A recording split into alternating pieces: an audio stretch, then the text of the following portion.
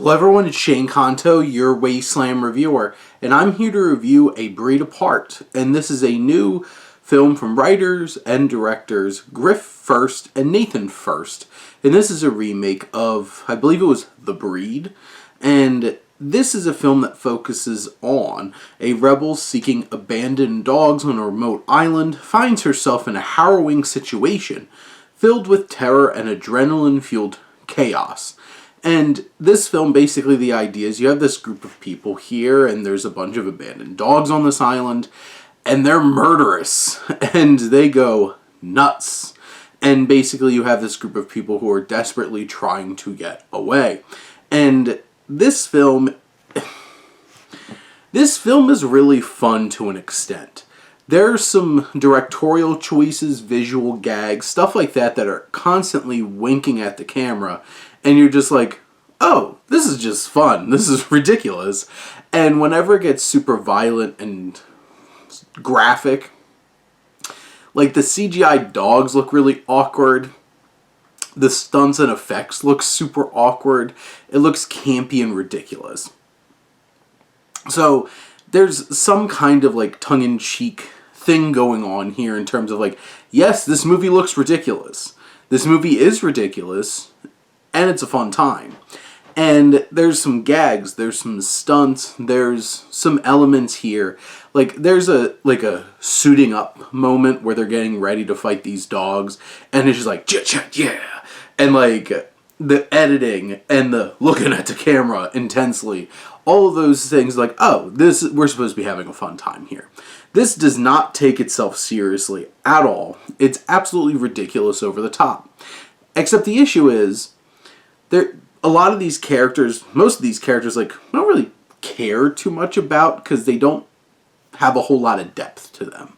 Some of them do have good chemistry together. They're a fun time. Grace Caroline Curry, who plays Violet, who's like the protagonist of the film, I think she's charismatic enough.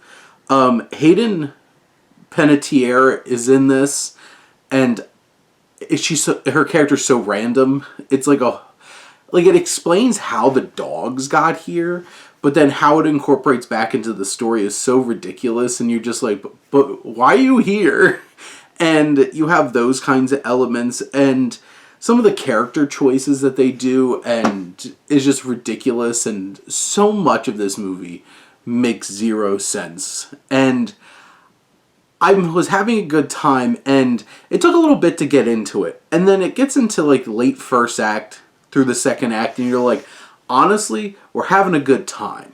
And then the third act comes around, and it's like, let's up this quote-unquote fun, except throw away all the logic, all the story structure, and just keep throwing stuff. This movie felt like it should have been over at like the hour 15, hour 20 minute mark, which, to be honest, would have been fine.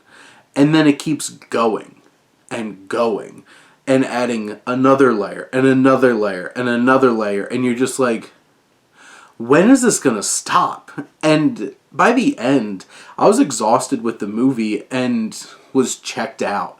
And it's so frustrating because this could have been just a tighter film and left on a high note, and it would have been like, okay, this was a ridiculous 80, 85 minute movie, but I had a fun time with it. I would recommend it to people, but it just keeps going and dragging, and it loses a lot of its luster and fun, and that kind of sucks. But at the end of the day, this movie is ridiculous. Over the top, absurd, looks bad, but like, kind of consciously is.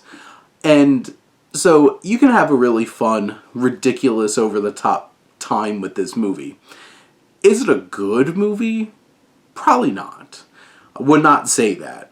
But is it a fun time, and it knows that it's not doing a whole lot of things well, but is leaning into the ridiculousness of it all?